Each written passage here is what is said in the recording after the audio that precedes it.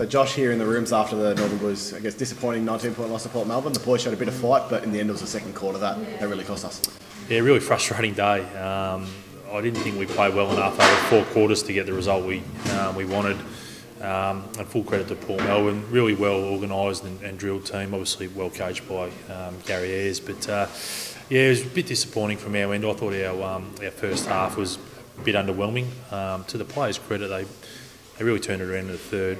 We addressed a few areas that we spoke about pre-game, and they made that a real focus. But yeah, we're in a position probably to pinch it, but we just couldn't quite hang in there. And I guess it seemed like in the last quarter the boys didn't really adjust to the breeze. It seemed like a few contests were dropping short. What did you speak at three-quarter time to address in the last quarter? Oh, look, we spoke a little bit about the things that we spoke pre-game, just around the contested ball, knowing they've got some big-body mids.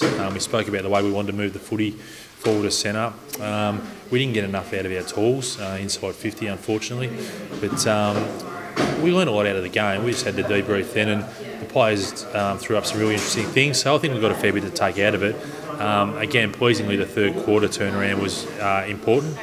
And the last quarter, we owned enough of the ball. We just didn't make the pay. So plenty to take into next week. And you mentioned those tools. Christian Jack's finished with 3 goals, but I guess were we Liam Jones short of maybe pinching it this afternoon? Oh yeah, look, we were quite tall. We had probably at least 2 genuine rucks and a hybrid ruck forward in Dan Goldfish. So the mix forward to centre for us was a little bit off balance at times, but we just couldn't make the most of isolating those tools and getting an advantage in the air. But KJ is someone that's continued to improve areas of his game, and contested marking. To finish with 3 goals was a great effort, but we just need to make sure that we're moving the ball in a fashion that's going to give our forwards a chance to mark.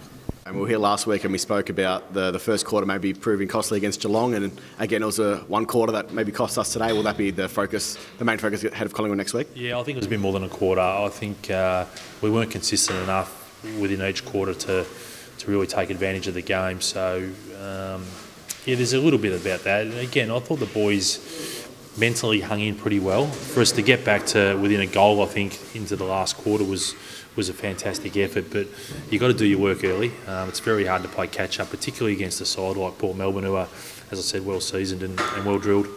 And we saw him in pre-season, but it was Jack Silvani's first VFL hit-out today, and it was Timmy Jones as well, his debut, and I thought he was really impressive. How'd you see both of their games? Oh, look, firstly, Timmy Jones, we brought him in. Obviously, we lost some midfielders, so we brought him in to do a job inside, and I think he finished with 25 and maybe 6 or 7 clearances.